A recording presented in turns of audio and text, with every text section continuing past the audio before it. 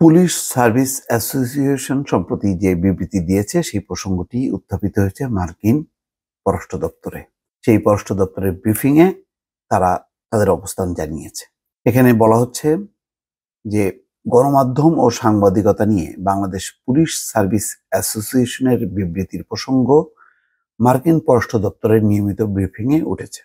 সোমবার মার্কিন পররাষ্ট্র দপ্তরের ব্রিফিংয়ে এক সাংবাদিক এ বিষয়ে প্রশ্ন করেন। তিনি বলেন, পুলিশের দুর্নীতি নিয়ে প্রতিবেদন করায় সম্প্রতি গণমাধ্যমকে হুমকি দিয়ে একটি বিবৃতি দিয়েছে বাংলাদেশ পুলিশ সার্ভিস অ্যাসোসিয়েশন। ক্ষমতাসীনদের ব্যাপক দুর্নীতির তুলনায় এই প্রতিবেদনগুলো যৎসামান্য নিয়ন্ত্রিত গণমাধ্যম এসব দুর্নীতির ঘটনা প্রায়ই উপেক্ষা করে। একটি শীর্ষস্থানীয় ইংরেজি পত্রিকার সম্পাদক প্রকাশ্যে বলেছেন, তারা দুর্নীতির নানা ঘটনা জানা সত্ত্বেও প্রকাশ করতে পারেন না। সংবাদ মাধ্যমের স্বাধীনতার সূচকে বিশ্বের ১৮০টি দেশের মধ্যে বাংলাদেশের অবস্থান ১৬৫তম। বাংলাদেশের গণমাধ্যমের প্রতি হুমকি ও দুর্নীতি মোকাবেলায় যুক্তরাষ্ট্র কি পদক্ষেপ নেবে? জবাবে মার্কিন পররাষ্ট্র দপ্তরের মুখপাত্র ম্যাথিউ মিলার বলেন, গণতান্ত্রিক প্রতিষ্ঠানগুলোকে কার্যকর রাখা এবং সরকারের স্বচ্ছতার জন্য তারা মুক্ত ও স্বাধীন গণমাধ্যমের ভূমিকাকে দৃঢ়ভাবে সমর্থন করেন। সাংবাদিকদের তাদের গুরুত্বপূর্ণ কাজে বাধা দিতে হয়রানি ও ভয় দেখানোর যে কোনো প্রচেষ্টার ব্যাপারে তারা আপত্তি জানান। সম্প্রতি দেশের সাবেক ও বর্তমান পুলিশ সদস্যদের অস্বাভাবিক সম্পদের বিষয়ে বিভিন্ন গণমাধ্যমে বেশ কিছু প্রতিবেদন প্রকাশিত ও প্রচারিত হয়। এই বিষয়ে উদ্বেগ জানিয়ে দেশের সব গণমাধ্যমের সম্পাদক বরাবর চিঠি দেয় বাংলাদেশ পুলিশ সার্ভিস অ্যাসোসিয়েশন, যা পরে বিভিন্ন গণমাধ্যমে খবর আকারে প্রকাশিত হয়।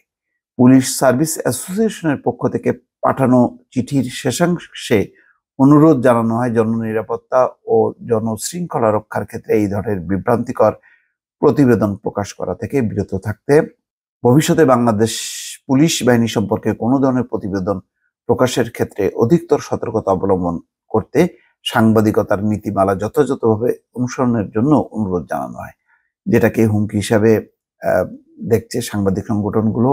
সংবাদপত্রের মালিক নোয়াব, সম্পাদক পরিষদ, টিআইবি সহ বিভিন্ন প্রতিষ্ঠান তারা নিন্দা করেছে। তারা বলেছে যে ব্যক্তি বিশেষের কোনো দুর্নীতির দায় বাহিনী নেওয়া উচিত হয়নি এবং অ্যাসোসিয়েশন এটির পক্ষে অবস্থান নেওয়া একেবারেই উচিত হয়নি। কেননা গণমাধ্যম প্রতিটা ব্যক্তির ক্ষেত্রে তারা নিজস্ব অনুসন্ধান করে রিপোর্টগুলো প্রকাশ করছে। কেউ যদি সংক্ষুব্ধ হয় তাহলে সে চ্যালেঞ্জ জানাতে পারে সেই রিপোর্ট সম্পর্কে বা প্রতিবেদন সম্পর্কে, প্রেস কাউন্সিলে মামলাও করতে পারে। সব ধরনের অধিকার আছে, কিন্তু তাকে প্রোটেকশন দেওয়ার অর্থ হচ্ছে দুর্নীতির ব্যাপারে যে গণমাধ্যমগুলো রিপোর্ট করছে সেই রিপোর্টগুলো থামিয়ে দেওয়া বা এক ধরনের চাপ তৈরি করা। সেই কাজটি যাতে করা না হয় সেই ব্যাপারে সব সংগঠনগুলো একযোগে বিবৃতি দিয়েছে এবং পুলিশ অ্যাসোসিয়েশনের এই বিবৃতির বিপক্ষে বক্তব্য দিয়েছে এবং নিন্দাও জানিয়েছে।